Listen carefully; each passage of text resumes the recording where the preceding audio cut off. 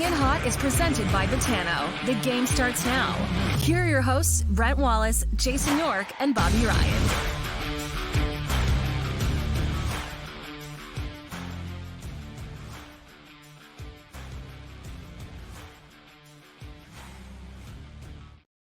Hello, everybody. Welcome to the show. Brent Wallace alongside Jason York, former Ottawa Senator, 13-year veteran. Bobby Ryan remains off on his real estate development journey. Yorkie, good to see you on a Monday morning. It's the awards are tonight. There's lots going on. Plus, I want to get right to it. We have the founder of the Ottawa Senators, Dr. Bruce Firestone, waiting. So I want to get right to him. But Yorkie, nice to see you.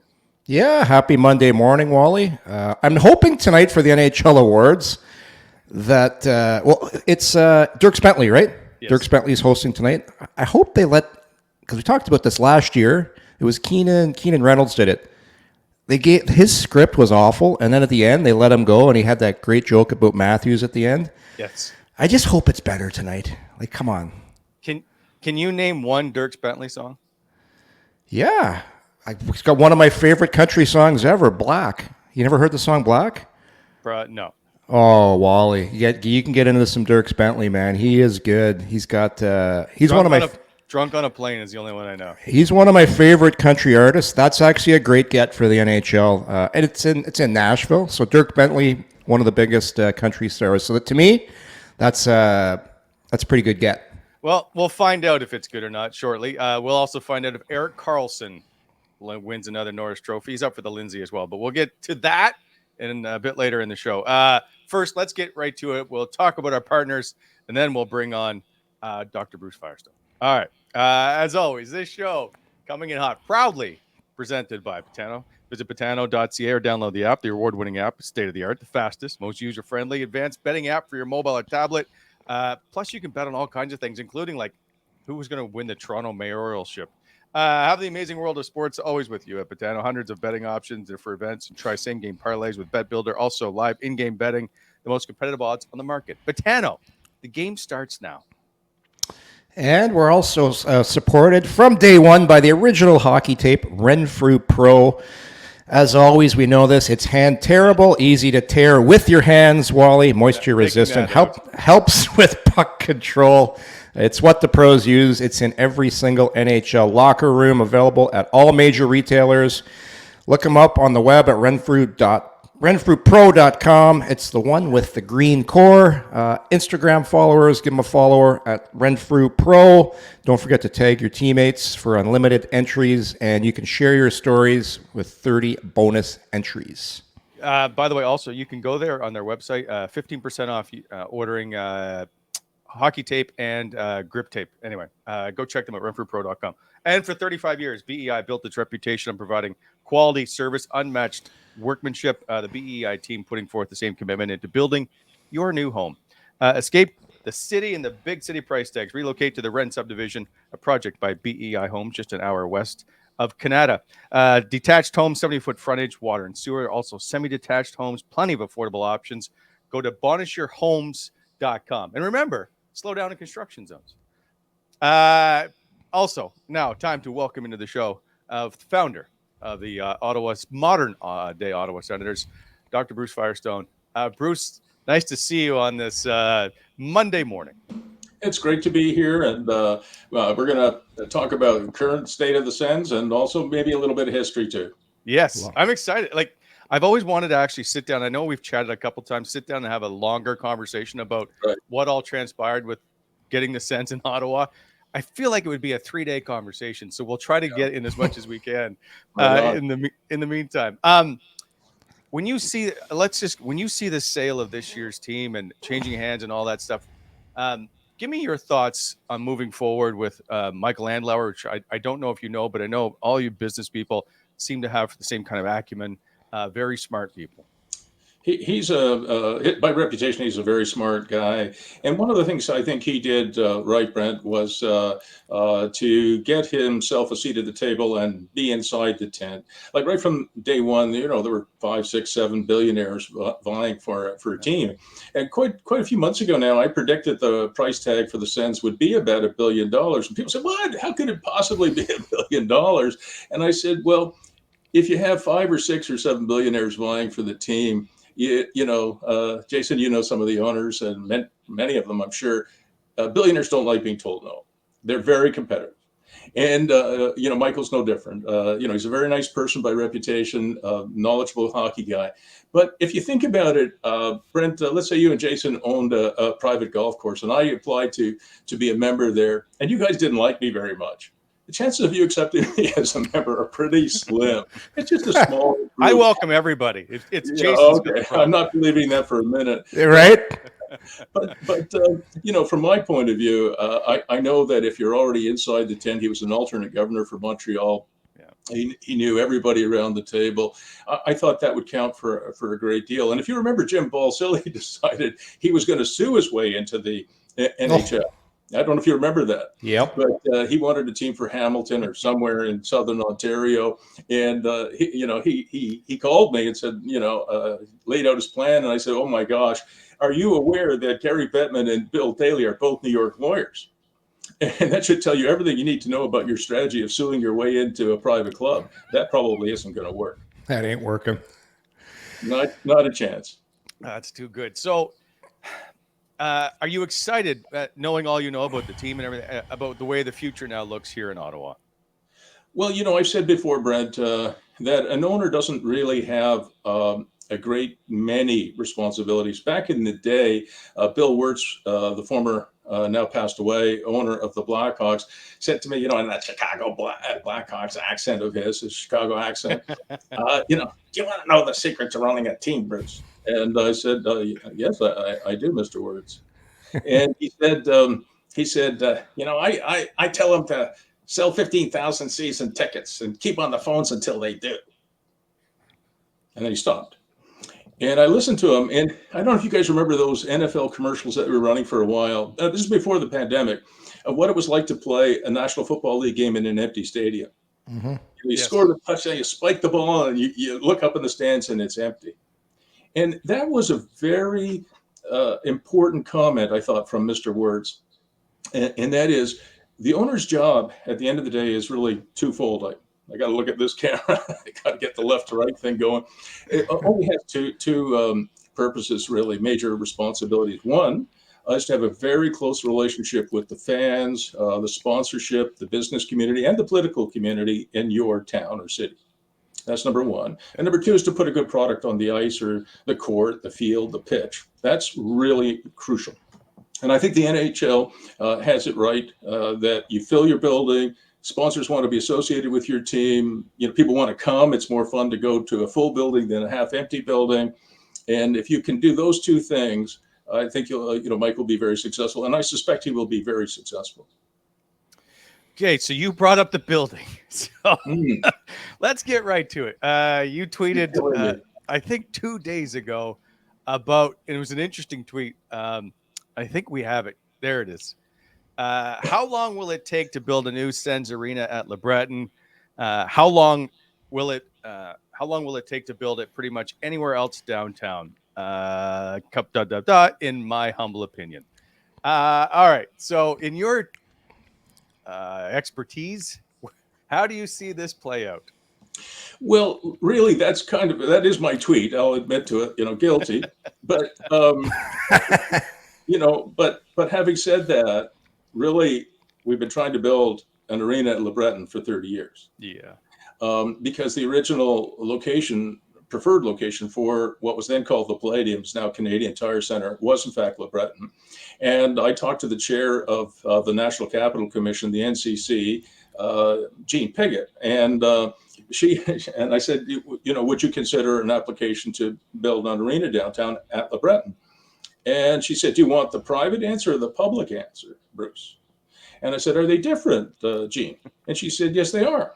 Well, what's the private answer? And she said, the private answer is no.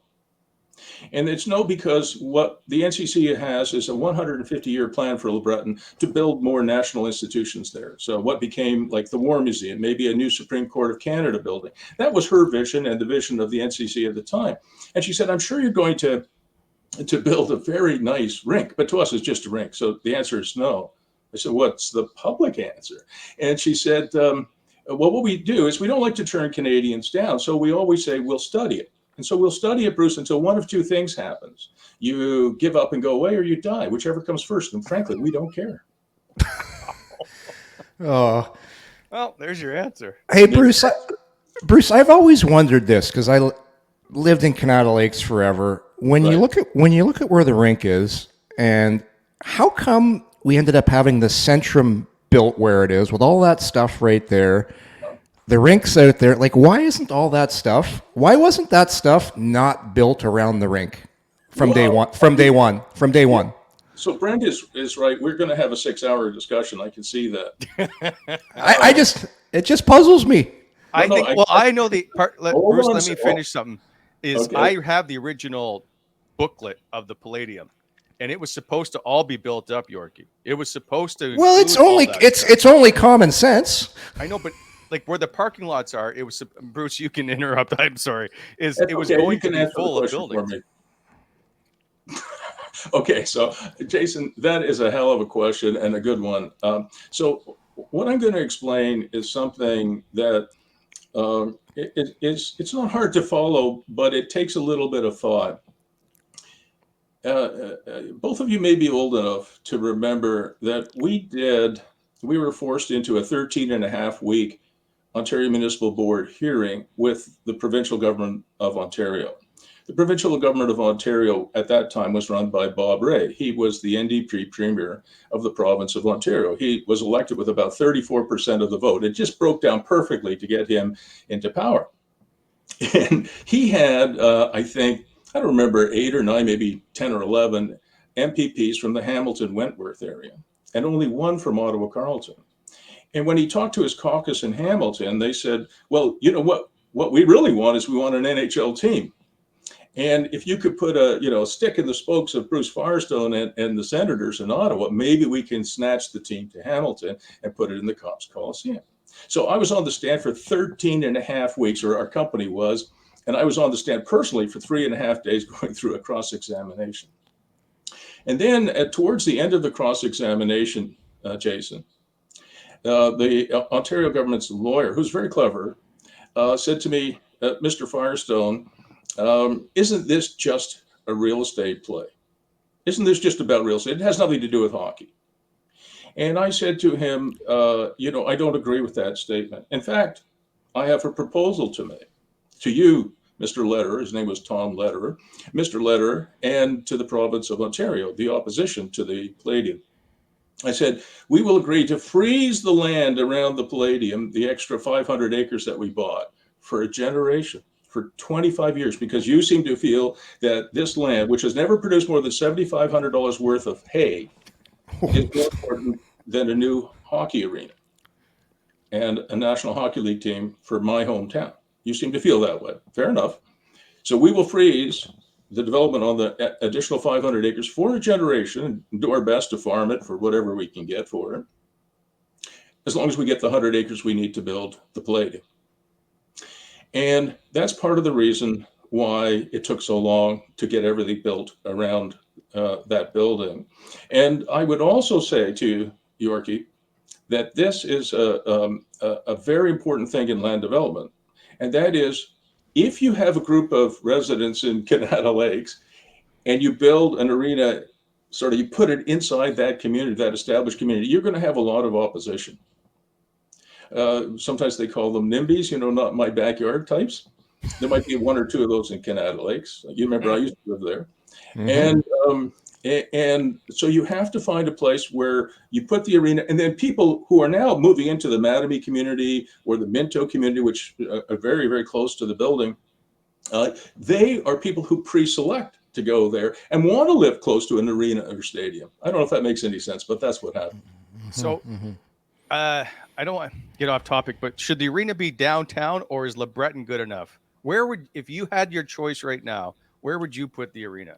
Well, I would go with my original gut feeling that LeBreton is an excellent location. It used to be a fantastically vibrant, small, in terms of low-rise buildings. It was a tight community full of working class people until the government of Canada decided to bulldoze them out of their homes.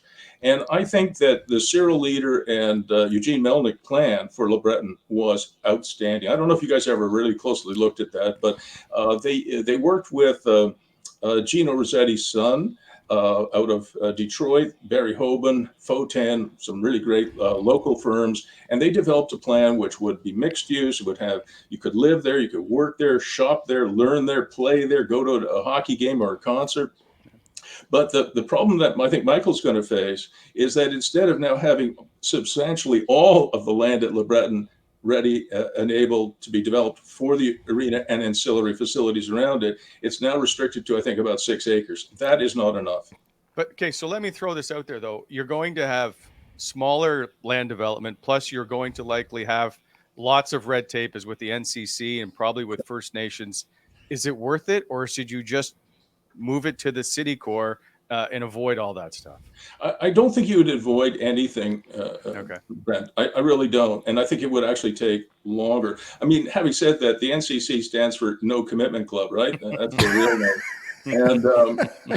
And so the NCC is very slow moving. They're a national institution, and they are slow to move. But I suspect that if we go quickly, we could do it in 60 months. And if we go slow, it could take 10 years. And anywhere else you go, it's going to take a great deal of effort and time as well as money. So I think LeBreton is pretty good. And don't forget, one of the 20 limited partners that Michael has brought in is Claridge.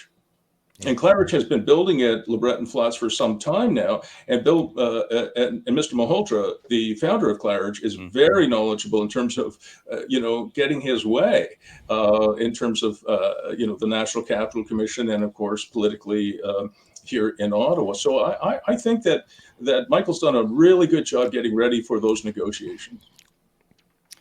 Does this team still feel like your baby at all? Well, I often say I'm not the founder of the team, I'm the mother. Not that I know what being a mother is really like, but if you think about Mike Ilitch in Detroit, Jason, did you know Mike? I was actually drafted by Detroit, Bruce, and and I played 20 games. He was an amazing owner. He used to come down to the dressing room. The players loved him. Detroit was you remember this back in the early 90s. They were the pinnacle franchise. They had the Redbird One, their own plane. And I said this to Wally the other day. Every good team, they have something in common. It starts at the top, right? And everybody thought the world of him. Yeah. When he passed away, everyone, the scouts, the trainers, the coaches, the managers, the players, the fans, they really mourned him. They legitimately mourned him.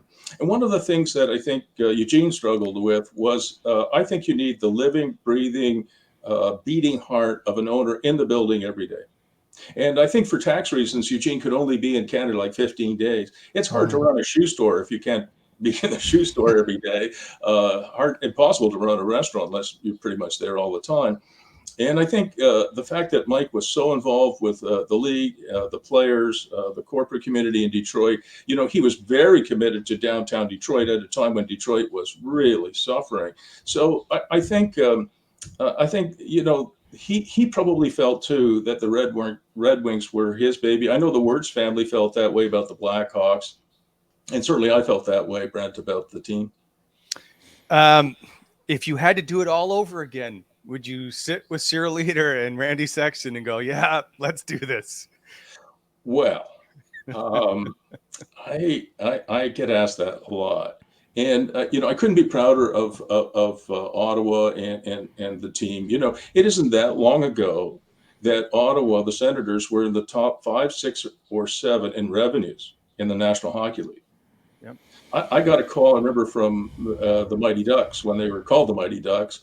I think Tony Tavares was heading them up at that time on an operating basis. And he looked at, the NHL reports. As you guys know, the owners compete like heck. They'll lie and cheat along with their managers when it comes to on ice. I mean, they'll tell you, oh, yeah, you got a great deal with Yorkie here. He's only got one leg, but he's fantastic. So on the ice, I mean, oh, my gosh, you got to watch yourself. But in business terms, they cooperate very carefully and closely. And so he calls me up and says, how is it possible that little Ottawa is outperforming Anaheim, the richest county, I think, in the United States, or certainly one of them, Orange County, is outperforming us in signage and corporate sponsorship. And that's because right from the day that we built the Palladium, Canadian Tire Center, we asked the architect, Gino Rossetti from Detroit, to make sure that he did what I call architectural signage. If there's a shot clock somewhere, you put a sign next to it. So it draws the eye and you get more value for that.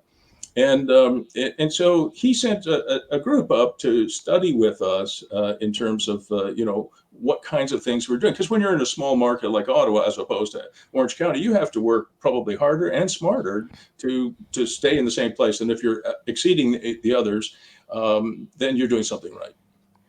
Bruce, you kind of touched on it earlier with the importance of having an owner live in town.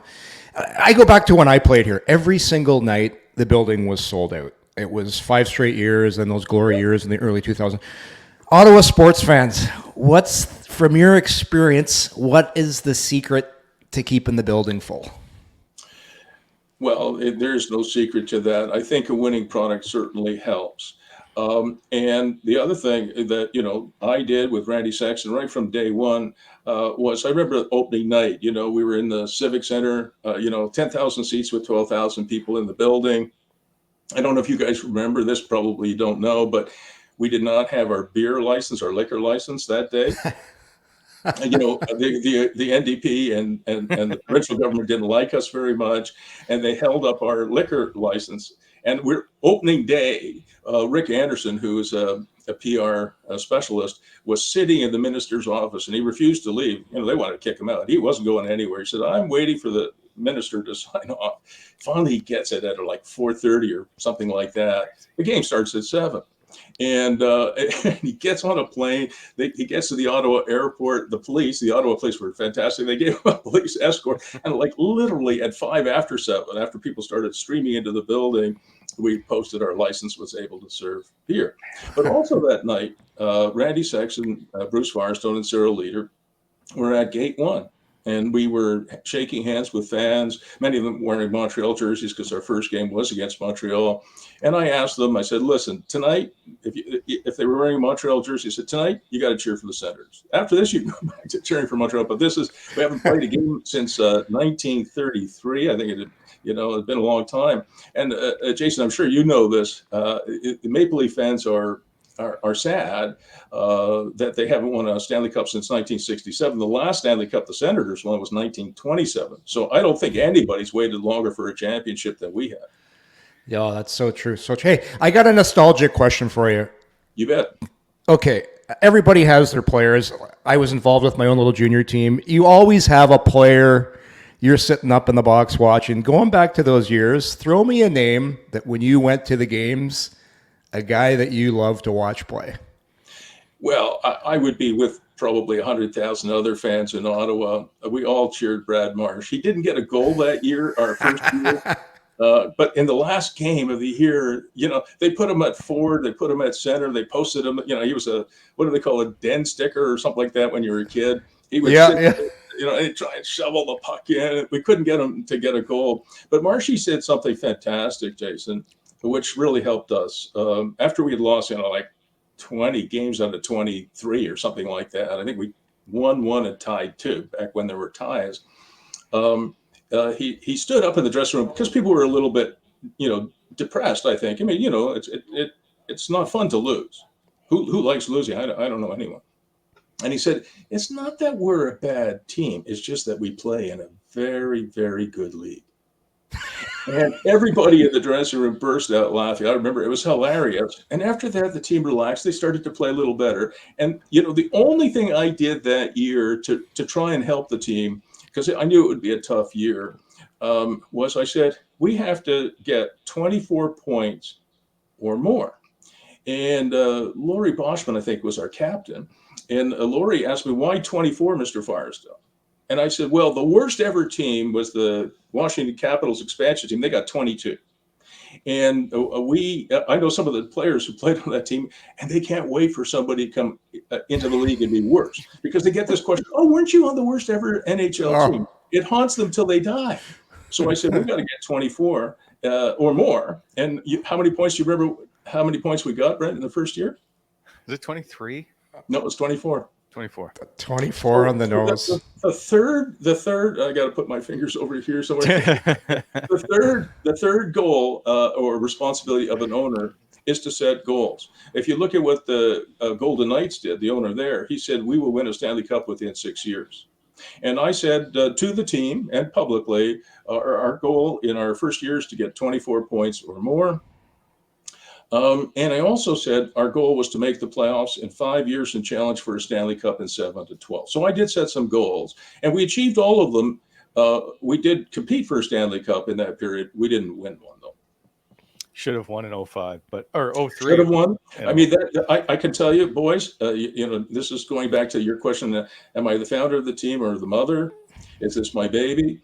When they lost to the New Jersey Devils, and I think Jacques Martin was the coach. Yeah. And that year, the Sens had never lost a lead in the third period. Never. That's right. I think they were leading 2-1 or something like that in the third period. And then this was the Eastern Conference Finals. And I thought, if we get to the Stanley Cup, we are going to clean up. We're going to get our Stanley Cup. I was so excited. And I think they scored with a few minutes left to win, I think, 3-2. I went out into the parking lot, Yorkie, because I lived in Canada Lakes too. I had this van, I had 5 kids, a mother-in-law, my wife, I had this eight-seater. And I'm sitting at the wheel, going to drive my family home. It's pretty quiet in the car. And I'm kind of embarrassed to say it, but I burst into tears. And I kind of knew at that point that I might not be successful as an owner in terms of getting a cup for the Sens and for the fans here in Ottawa. That was a tough game. There's no question about it. Actually, just watched E60 just had the documentary on the Mighty Ducks, and that was part of it. And I don't like to keep bringing that one up. Does Ottawa need to have a winner to be successful?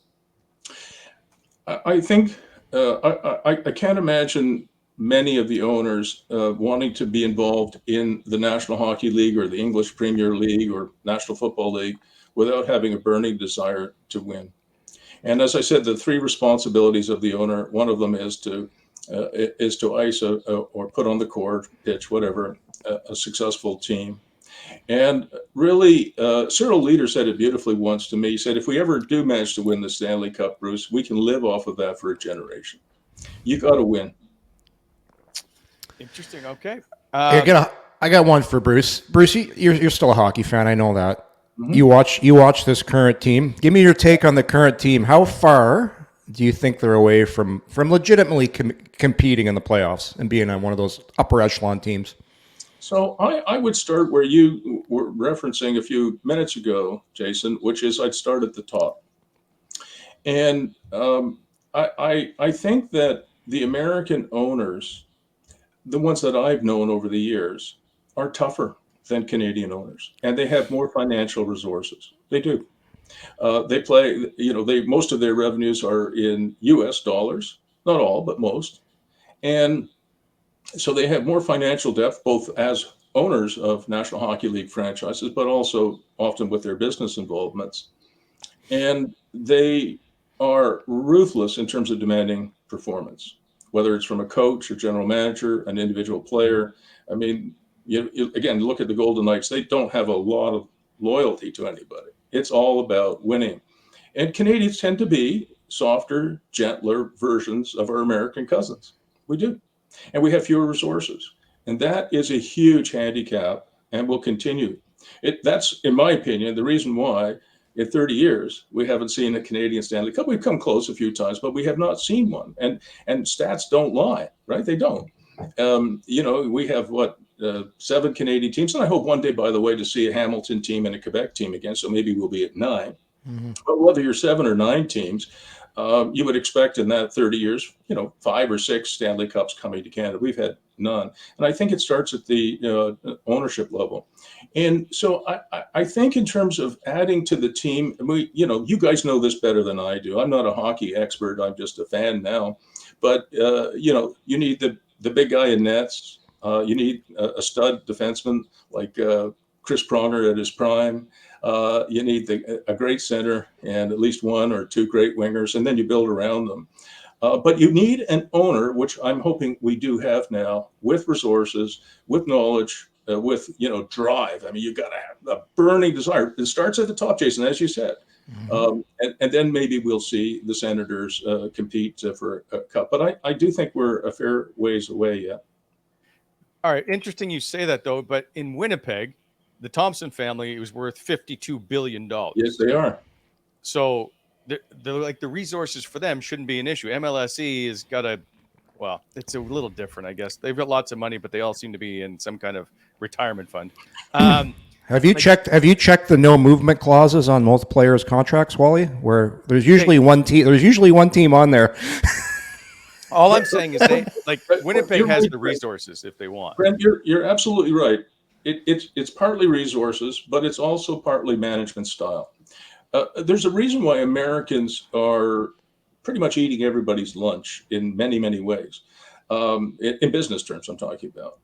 And so, Canadians tend to be kinder, gentler, and it reflects in their management philosophy and everything they do. And, listen, I'm guilty of it too. I like the players that I've met almost to a man. And we let emotion color our judgment. And in the business of winning, this is a ruthless business. In the business of winning, it's like being a general in a war. You have to be ruthless. It's about winning. It's not about being nice to people and giving them retirement contracts, for example. You mentioned Chris Pronger, which I find entertaining because you drafted Alex Daigle ahead of him.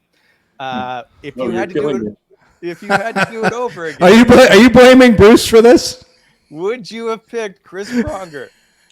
Well, I would say to you, the answer to that would be no. But I did want to draft Paul Kariya that year. Did you? Yes, I did. And John Ferguson Sr. was our director of player personnel. And John only knew two things. He knew horses and hockey players. And he told me they're very similar. You look at their teeth and their ankles. You're supposed to laugh. That was a joke. I like it. Yorkie, he's a little slower. If you have to tell somebody it's a joke, it kind of bombed. But anyway, and he said other things too that I can't say on your podcast. But so I said, Daigle is a straight ahead guy with speed, but Paul Kariya reminds me a little bit of Gretz. I remember talking to Glenn Sather back in the day, and he said, I had three magic little words that I used all the time when the game was, hanging in balance. And they worked all the time. So, oh, gosh, I'm going to learn the secret, of whatever. And he said, yeah, you want to hear what they were? I said, he had the big cigar going and everything. And I said, yeah. He said, out there, Gretz. That would make sense. So both but they wouldn't work too well unless you had a Gretzky playing for you, who was a fantastic player. But I thought Paul was very Gretzky-like in his playmaking, and he was very hard to hit. Gretz was impossible to hit. He was built like a woman, right? Skinny. But you also didn't want to hit him because then Dave Semenko was coming out. Oh yeah, he'd kill you. But but having said that, I wanted. But anyway, John said no. Daigle is the guy. And when you have somebody like Fergie, who has great credentials, he did pick Alexei Yashin, and Yash was a pretty good player. Hart finalist, but Alex Daigle was, if I'm not mistaken, the consensus number one. There wasn't. He was. And he did score 20 goals in his rookie season on what was still at that time not a very good team. Yeah. No. So, just a couple of questions before I let you go. One, if you could give Alfie any job in the organization, what would you give him? Yeah, I saw that in your questions, and I was going to answer kind of facetious. You know what I mean? I was going to answer with a chuckle. Thank you. Any job he wants. But seriously, I'd ask him where his skills would be best applied. And, does he want to do some coaching? Does he want to do some scouting? Does he want to do some public relations? What is his his forte. What does he want to do? If you guys remember Harold Ballard, he had a terrible relationship with his alumni, just terrible. I think some of them weren't even allowed in the building. I can't imagine that. But and I met Harold up in his nest in the old Maple Leaf Gardens, where he was living with a woman, not his wife, and. And because back then I was introducing myself to all the different owners, and I would meet with Mr. Wirtz and Mr. Griffiths out of Vancouver, and many of the other owners, Jeremy Jacobs in Boston, and I went to see Mr. Ballard. I think he wasn't very well, and he comes to the door of this apartment that looks like somebody is a hoarder, and opens the door in his bathroom. He's an older fellow, his bathroom. He's got a bathroom on, but he doesn't managed to sort of close it, and you've got nothing underneath. It was quite the sight. So I have no idea where I was going with that story. was the mistress there when you were there, Bruce? Was she in the background? She was in the background. Yolanda was there. I'm just gonna move right on because I know there's funny. A million stories you have, and I don't want to keep going down. I just to find some more. You talked about the NDP government early on. Did you have to try and navigate the Carp River yourself with that other guy in the canoe? No. I have a kind of a related story that might your listeners might enjoy, your viewers as well.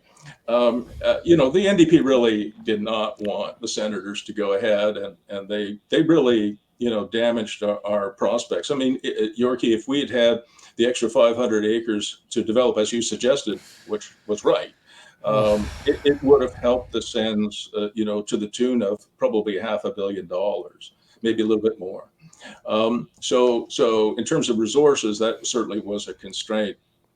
But we had some opponents, not very many. Most people, I think, in the hundreds of thousands were supporting the Sens, but the NDP wasn't. And then we had a local farmer. I won't mention his name, doesn't matter now, who came this was in the summertime, so he came every day to the hearing, 13 and a half weeks. How a farmer can take 13 and a half weeks off to go to a hearing, I don't know. He comes every day, and I was there, and so I would, I got to know him. He's an opponent, and he said, the land should be left as wet clay. Obviously I didn't agree with him, but we became not friendly, but we got to know each other. And 10 years after the Palladium opened, CBC, they're always looking for something, right? If it bleeds, it leads, right? That's right. Yeah. So you guys are in the media, so I better be quiet. But anyway, so I don't watch CBC local news, but for some reason I was flipping around the channels, and there's this farmer on the 10th anniversary of the opening of the Palladium. And there must have been two cameras because they did the two-shot thing. So you could see the farmer and you could see the interviewer, a young woman. And she said, I'll call him Smith. That's not his real name. Mr. Smith, you were an opponent of the Palladium. How do you feel on the 10th anniversary of the opening of the building? She said, I was never an opponent of the team or of the building. Never. I didn't oppose. And then you see her look, because they got the two cameras, right? She goes, yeah. She's going to get mad at her editor for giving her bad information. And he said, no, I was there every day, at the hearing, just to make sure they went through, they dotted their I's and crossed their T's, just to make sure they went through the full process. I never was an opponent. In fact, now that the Palladium has been open 10 years, my farm gate marketing business is off the charts successful. More people are coming out. They're buying more fruits and vegetables and nuts from me. The Palladium's been a great neighbor. I was always a supporter. And the reason I tell you that story is that sometimes, people say things and they come to realize over time that maybe their original idea or opinion was not well informed. And I think this had happened to him. Conveniently, he had forgotten, what actually happened. But what the reason I'm saying that is that it'll be very important for Michael to establish, as I said when we started this podcast, to establish a very good relationship with the fans, the corporate community, the sponsors, and also the political community. And by political, I mean small p political. I don't mean liberal, NDP, right, conservative, mayor, whatever. I mean political in the sense that you want people to support the arena at LeBreton. You want them to support an entertainment district, not on 6 acres, but on much more, I hope, an entertainment district that all of Ottawa can be proud of. And, there will be some opposition, there's no doubt. But if you think about LeBreton Flats as it exists today, it's just a bunch of isolated buildings in the middle of nowhere. And the NCC is right. After 25 years, they came around. And to animate the downtown core, we need a vibrant distillery district, which we have in Toronto, but we don't have in Ottawa. Absolutely. And Bruce, people don't like change for the most part. Everybody's against change, but I do think this obviously ownership change is huge. For this city and for the NHL. I really think that Michael Andlauer is going to be an impactful owner as we move forward. I'm sure of it. I've talked to people who know him quite well, and they all speak very highly of him. Bruce, we appreciate your time. In fact, I want to bring you back on just so we can discuss the Danger Flute story because I read about it in The Athletic, and it's a fantastic story about the trumpets that sound off the Sens. Wally, and after Bruce, I'm going to explain what a den sticker is to you after. Okay. It was a term. That's an old Anglo-Sikh term Bruce threw out at us there, a den sticker. Yeah, I've never heard it, so I look forward to it. You see, because you don't know why, because you weren't allowed to play outside when you're young. That's why you were so mad. A den sticker, Bruce. This is what a den sticker is. When you play Anglo-Sikh, everyone goes and hides. But the den sticker hangs out and stays around where everyone has to come back to home base, and you would call that person a den sticker because they were cheating. Correct. That's right. All right, it's been a pleasure to be with you. Thanks so much for including me in your show. Thanks, Bruce. There goes Dr. Bruce Firestone, the founder of the Ottawa. How about Bruce? Bruce was rocking the flat bill new school Sens cap too. He's so funny. I gotta kick it. That was so good. So good. He's got tons of stories. Just how about that, eh? You wheel into the Toronto Maple Leaf Gardens. Ballard invites you up. See, robe wide open. How you doing there? I did not see that coming. There was never a chance when I thought Howard Ballard was going to make it into our Howard Ballard would make it into our show. Harold Ballard, not Howard. Who's Howard? He's his brother, Howard. He's a long-lost brother. Okay, Yorkie, quickly. Does Erik Karlsson win the Norris tonight? He is up, by the way, for the Ted Lindsay for voted on by the players as MVP. But he is going to win the Norris in a landslide. So, is Erik Karlsson a Hall of Fame player? Yes, and his number should be retired by the Senators. Wow. In my opinion, listen, this guy is the best.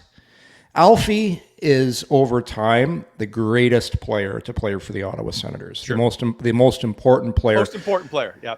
But the most talented and most, how do I put this? I would say Karlsson, to me, is the best player, if you know what I mean. He's the best player to ever play for the Ottawa Senators. And here's the thing. The Ottawa Senators had, for a period of time, one of the top 3 most talented players in the game playing for them, and that was Erik Karlsson.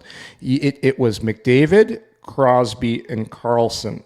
And that, to me, when you have a player that is that good, you have to celebrate that player. And that's 2 Norrises. He's going to get a third. You know how hard it is to win a Norris Trophy? The Ottawa Senators have a guy that won the Norris twice for them. Twice! He's a Hall of Famer and jersey retired for the Ottawa Senators. Interesting. Did Doug Wilson just get in the Hall of Fame? I can't remember. I want to say yes. But yes, he did. I believe he did. Yes, he did. Randy Carlyle, if I'm not mistaken now, is the only defenseman to win a Norris or 2 Norris and not be in the Hall of Fame. Yeah. It's almost an automatic.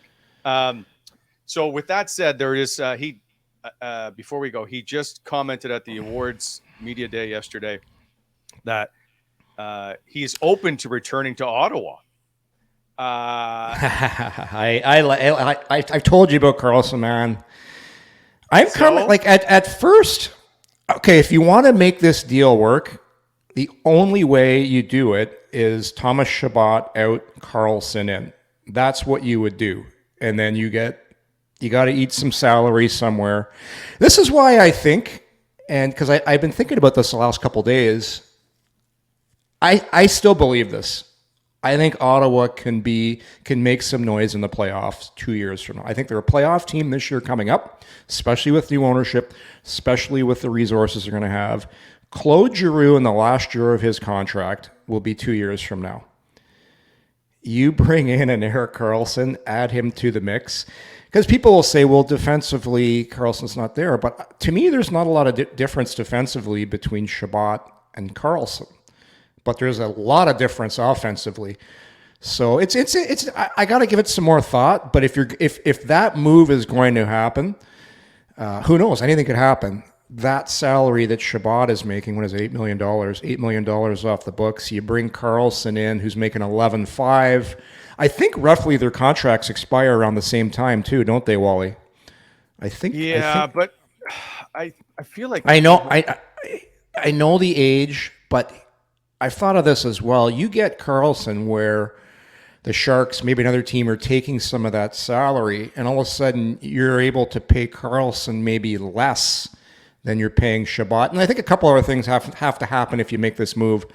You go out and you bring in another defenseman as well, another good top four defenseman, is because I think you need 5.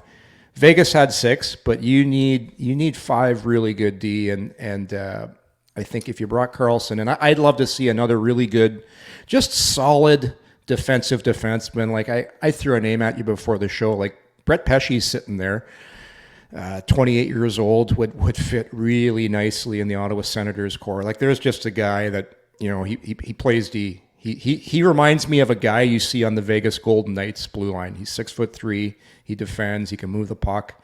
You add him to the core, or a guy like Mackenzie Weegar out in Calgary. There's some D out there that are very attractive that I would love to see part of the Ottawa Senators. It's going to get them that much closer.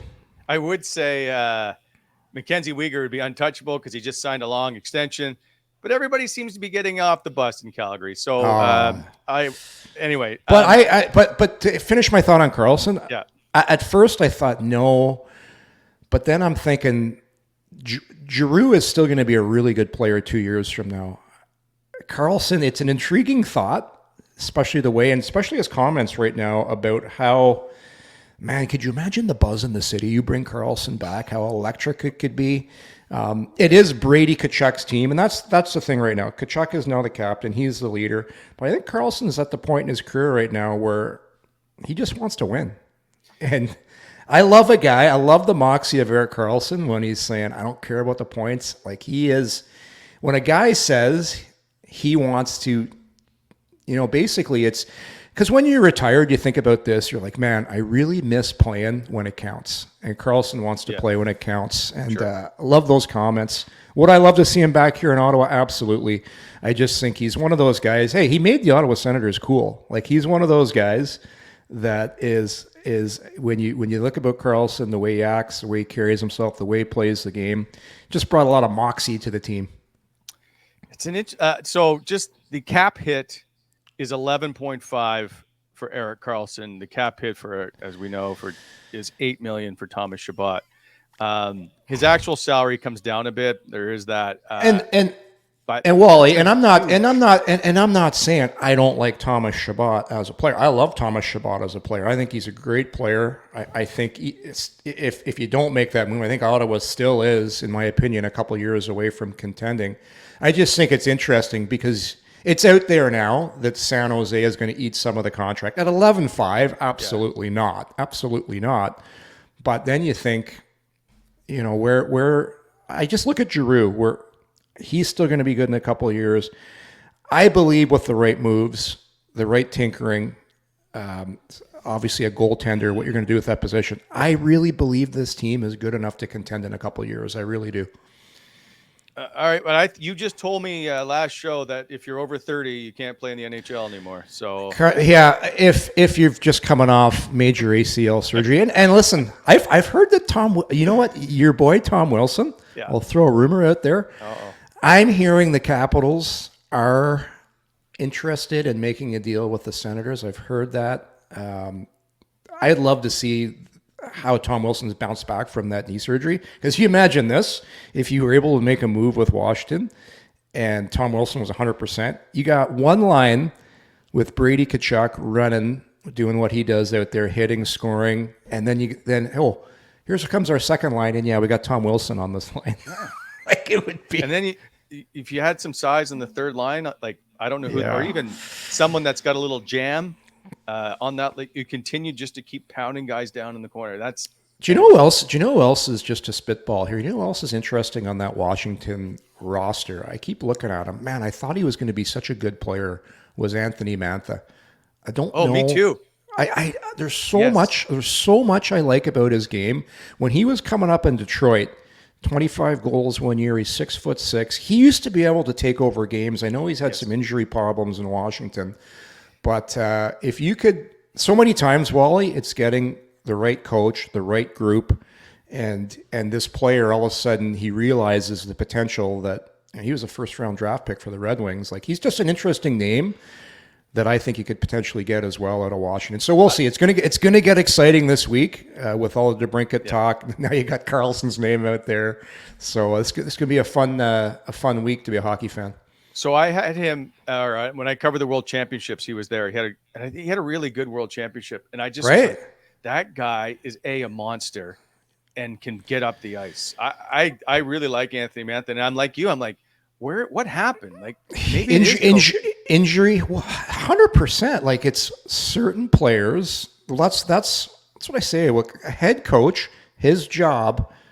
Everyone thinks it's systems and X and O's. It's not. It's not. Head coach's job is to bring out the most and to untap that potential, especially in players like that.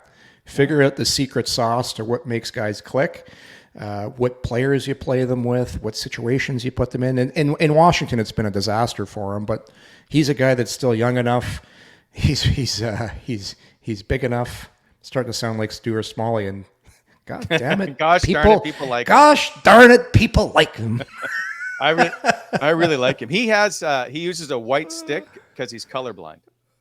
Is he? Yeah. Look at you. Is that from the Wally notes when you did a game? You must have done a Washington game and you did your homework. World Championships. I was like, why do you use a white stick? He goes, I'm colorblind. And I'm like, oh. Yeah. So I got to say, hey, listen, the one time you and I worked together over in Sweden, we did the Sens series over there. I'm going to give you some kudos here because you say I never say good things about you. You gave me the most well-informed 30-page database on the entire game that night. And I'm like, holy shit. Because I used to do a couple hours of prep before. I go, I don't have to do any prep. I go, Wally's done everything. It was fantastic. Your attention to detail, Wally, I'll give you that. I'll tell people right now because you never say I'm nice to you, was outstanding. I appreciate it. Shane Knighty, if you ever get a chance, same thing. When Winnipeg would come to town, I would give them my notes for the Sens. And they were like, man, these are fantastic. But not everybody gets the Wally notes. Not everybody. Not everybody. All right. We will be back later this week. We'll talk about the draft that's coming up, obviously, and the awards, what all transpired. Yorkie, enjoy your afternoon if you got to get to the course, although the weather's terrible. Yeah, and it's still smoky outside. It's crazy smoky. It's terrible. You know what? Just pour some old fashions and light the city on fire. He put some old fashioned with that smoke. All right, we'll see you later. See you. Thanks for watching, everybody. Yeah, take care. Coming in Hot is brought to you by Botano.ca. Please hit that like button and subscribe to our channel to never miss an episode.